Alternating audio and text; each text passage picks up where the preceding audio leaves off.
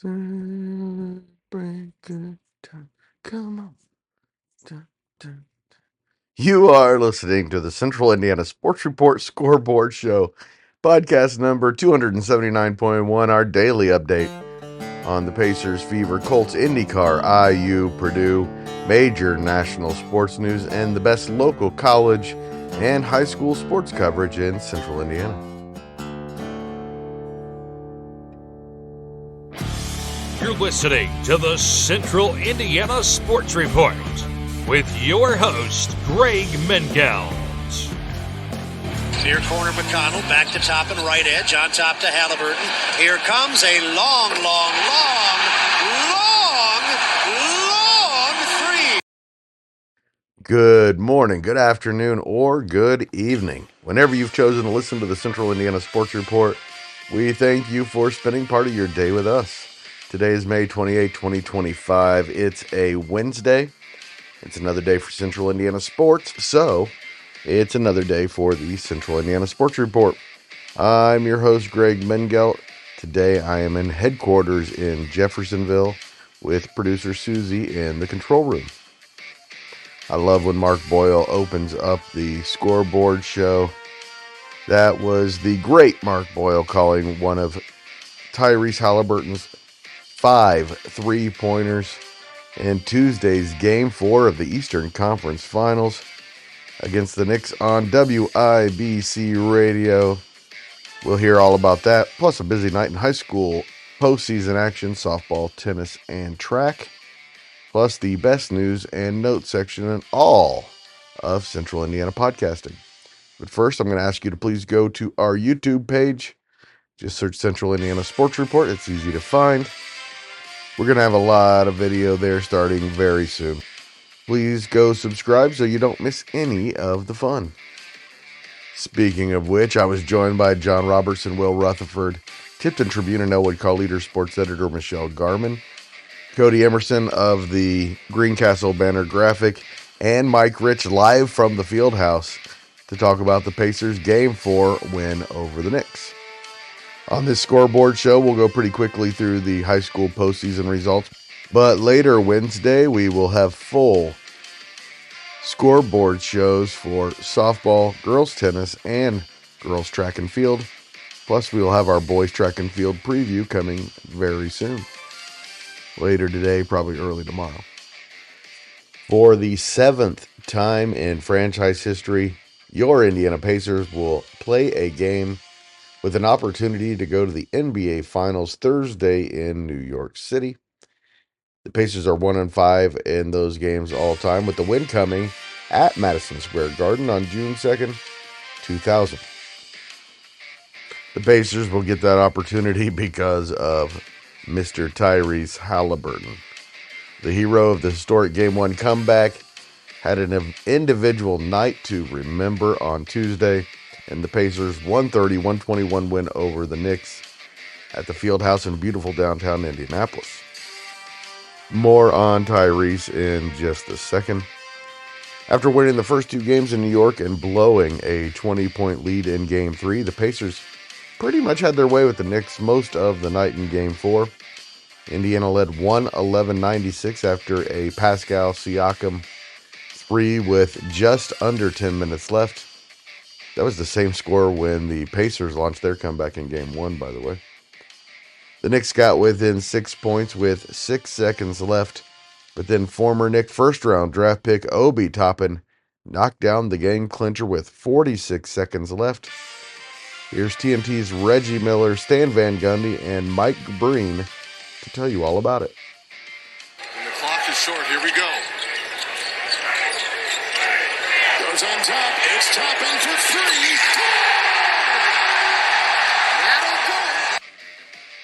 And, of course, that did do it. Indiana shot 51% from the field, 40% from deep, and made 27 of their 32 free throw attempts. They also had 29 assists and forced 17 New York turnovers.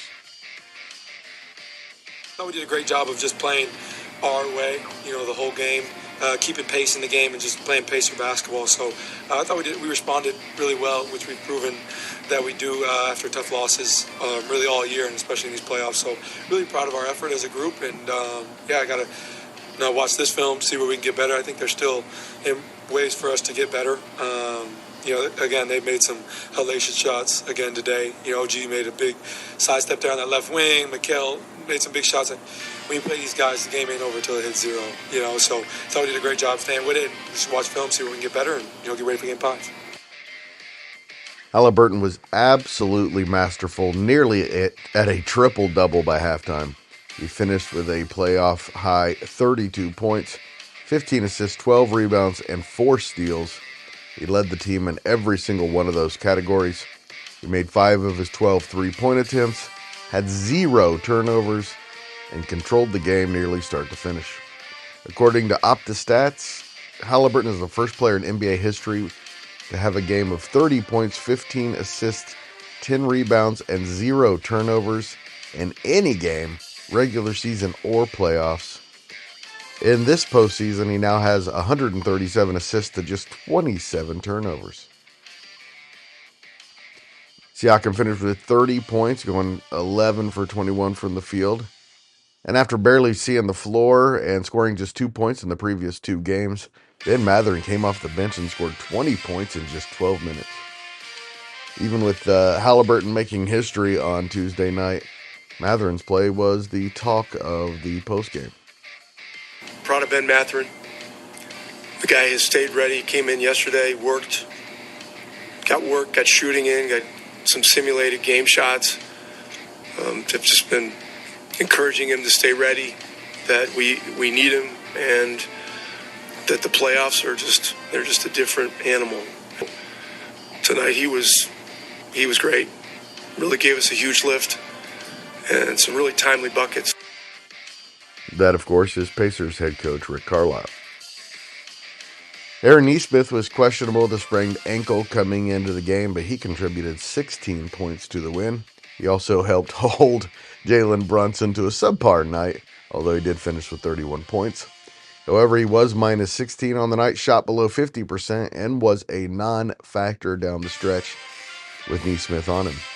There's so much to like about this team. By the way, in NBA series, the team that goes up 3-1 is 283-13 all time. That's 96%. No one is counting their chickens, but Pacers Thunder. Game 5 is at 8 Thursday on the TNT and Max app. After a few days off, the Indiana Fever returned to the floor Wednesday night in D.C. They announced Monday that they'll be without Caitlin Clark for the next couple of weeks with a thigh injury. The Fever are 2-2, 1-1 at home and 1-1 on the road through 4 games. They're tied for 6th in the WNBA standings. However, they are plus 9.2 point differential, which is 2nd in the NBA to the New York Liberty, who just beat Indiana 90-88 in their last outing on Saturday afternoon. Head coach Stephanie White said she's looking forward to seeing how her team handles playing without Caitlin. Yeah, I'm looking forward to it. I think we've got a real opportunity to grow here.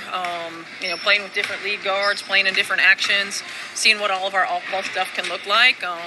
It gives us a different pace too, and when we're in our quarter court. So I think it's a good opportunity for us to look at get a lot of different looks on both ends of the floor.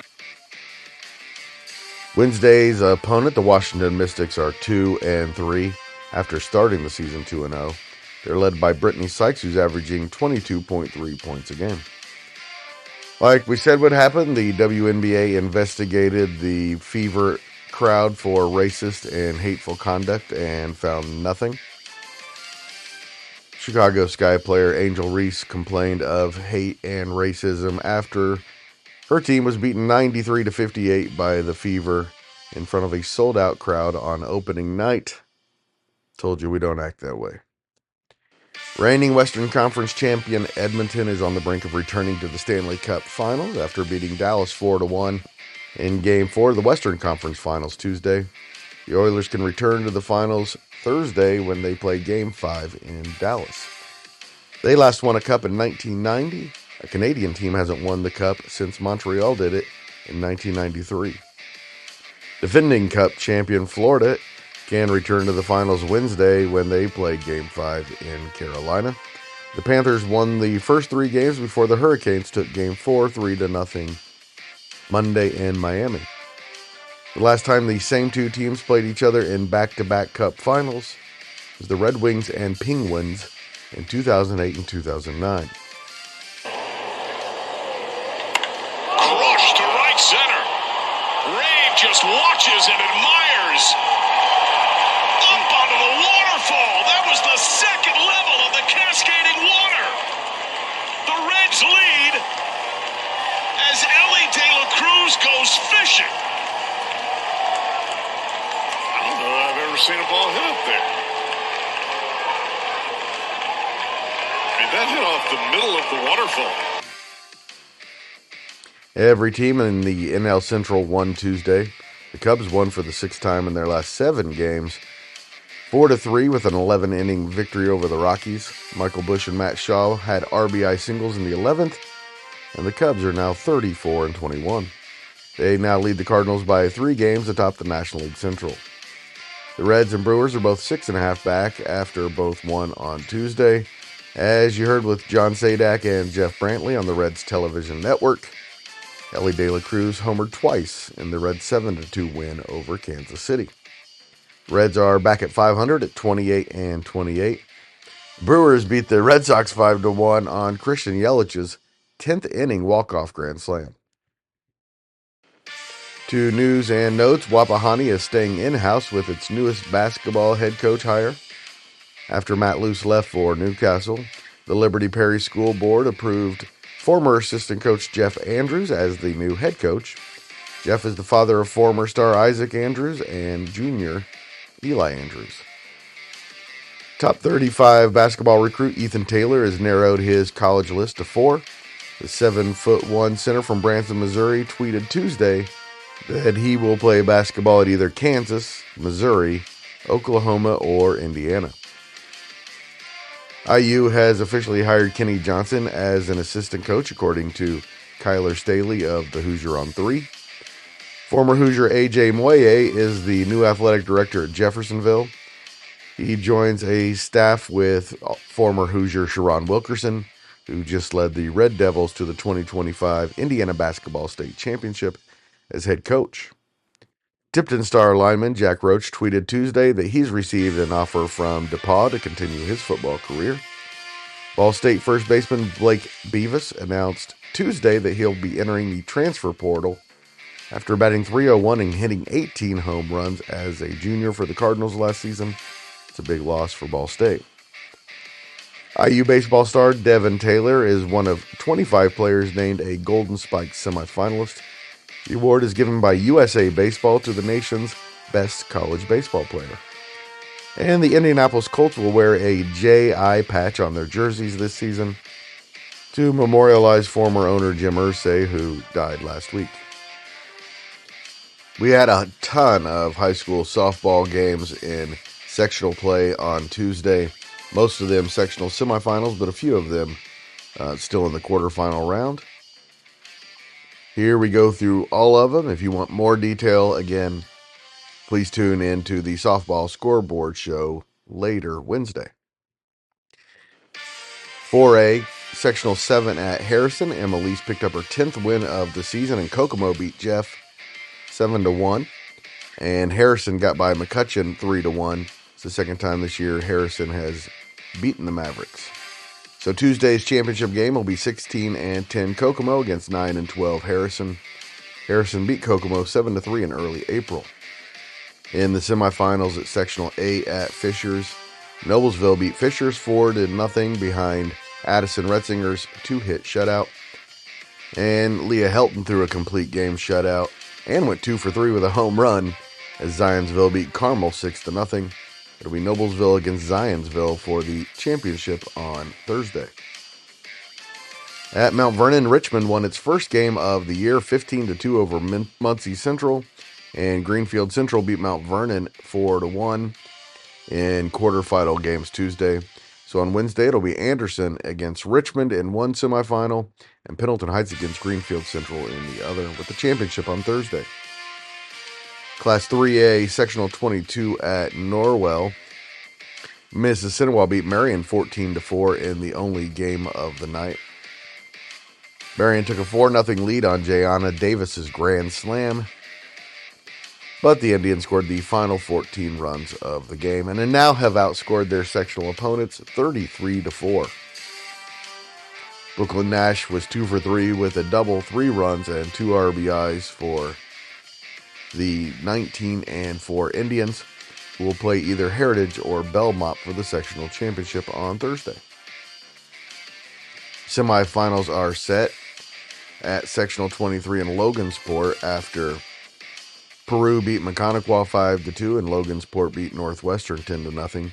Boo Kintner threw a complete game 6-hitter for Peru, and Gracie Risley threw a 5-inning no-hitter for Logansport, also went 3 for 3. So in Thursday's semifinals, it'll be West Lafayette against Western and Peru against Logansport. In the quarterfinal round, sectional 24 at Delta, it was Yorktown 22, Newcastle nothing. Claire Hazen was 3 for 3 with 3 runs and 3 RBIs. And Jay County beat Delta 11-0. Jalen Likens was 3 for 3 with 2 doubles, her 9th home run of the season, and 4 RBIs for the Patriots. So in Wednesday's semifinals, it'll be Yorktown against Connorsville and Hamilton Heights against Jay County, with the championship on Thursday. At sectional 28 at New Pal, it'll be the host Dragons against Roncalli in Wednesday's sectional championship game after New Pal beat Greenwood 19-1 and Roncalli got past Indian Creek 5-2. Peyton Dye hit 2 doubles, scored 3 times, and drove in 2 runs for New Pal. Sectional 37 at Rossville in the sectional quarterfinals, it was Western Boone 5-0 over Rensselaer Central, and Rossville beat Benton Central 13-1 in 5 innings. Addie Gorbett was 4 for 4 with 2 doubles, 4 runs, and 6 RBIs, and Avery Layton improved to 12-3 by striking out 14 for the Hornets. Wednesday's semifinals at Rossville, it'll be Delphi against North Montgomery, then the host Hornets against Western Boone. That's going to be a good one. Sectional 38 at Oak Hill, Manchester beat Wabash 6-4, and Oak Hill got a walk-off win in the 9th inning to beat Lewis Cass 2-1 for their 7th win in their last 8 games. Izzy Renz had 3 RBIs for Manchester. Wednesday's sectional semifinals will be Eastern against Manchester and Rochester against Oak Hill, and that too should be a very good one. Sectional 39 at Elwood, the semifinals were Tuesday, and Lapel beat Taylor 19-0. Ava Zadonsky and Madison Wainscott combined on a no-hitter for the Bulldogs. Delaney Balser had 5 RBIs. And Elwood beat Tipton 5-4. Kelsey Arms hit her 14th home run of the year in that one. Tipton season ends at 6-18. Sectional 40 at Blackford in the only game of the night, Eastbrook eliminated Madison Grant 15-5. The Argyles' quest for a 4th straight sectional championship falls short. Their season ends at 18-10. Randy Casto hit her first home run of the season and drove in 5 runs for the Panthers. Olivia Pomeroy had a triple and 4 RBIs. The semifinals at Blackford will be Blackford against Wapahani and Alexandria against Eastbrook. Sectional 43 at Eastern Hancock, it was the host Royals 12, Irvington Prep 0, and Triton Central 13, Heritage Christian 1. Nico Engelking threw a 3-hit shutout with 15 strikeouts for Eastern Hancock. They will play Triton Central on Wednesday for that sectional championship. Sectional semifinals were also held sectional 44 at Centerville. Hagerstown beat Northeastern 10-3, and Shenandoah got past Union County 13-1. Lydia Schwagmeyer had a double and a home run for the Raiders. So it's 19-7 Hagerstown against 16-3 Shenandoah for the championship Thursday at Centerville. Class A at Frontier, it was Clinton Central 7, Bethesda Christian 0, and Clinton Prairie 15, Traders Point 0. Kira Grizzle had a triple and 4 RBIs for the Gophers. Wednesday semifinals will be Carroll against Clinton Central and Frontier against Clinton Prairie. And sectional 57 at Liberty Christian, Indiana Def beat Tinley 21-8. Jaden Moses hit her first and second home runs of the season for the Orioles.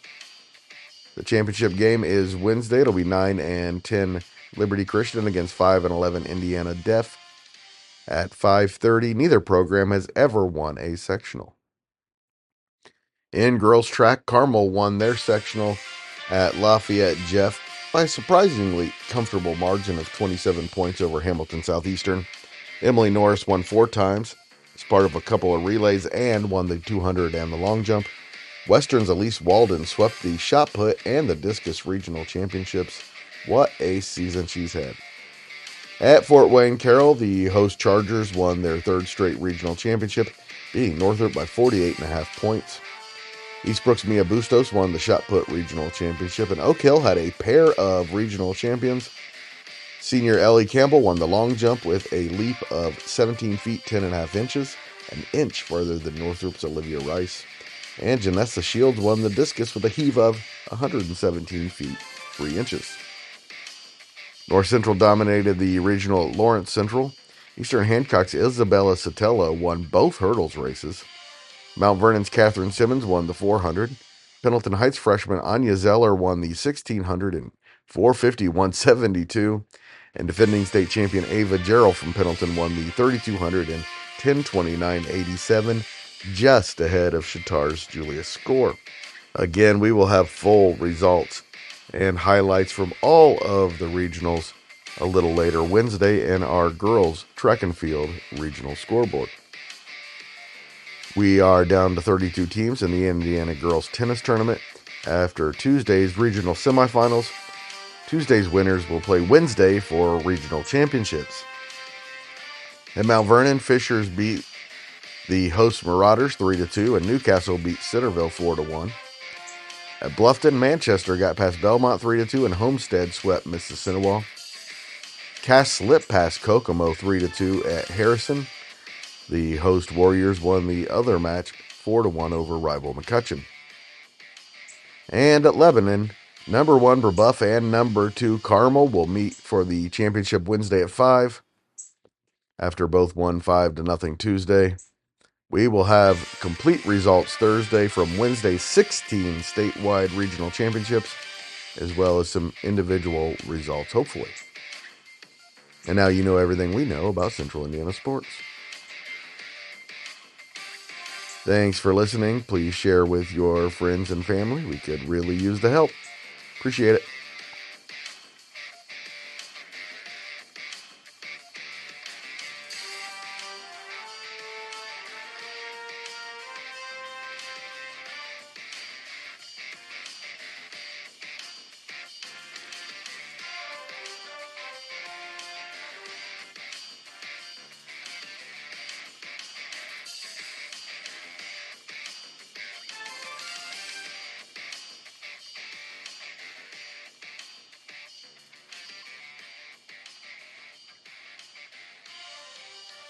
The Central Indiana Sports Report is a product of ITG Media. And I love Susie.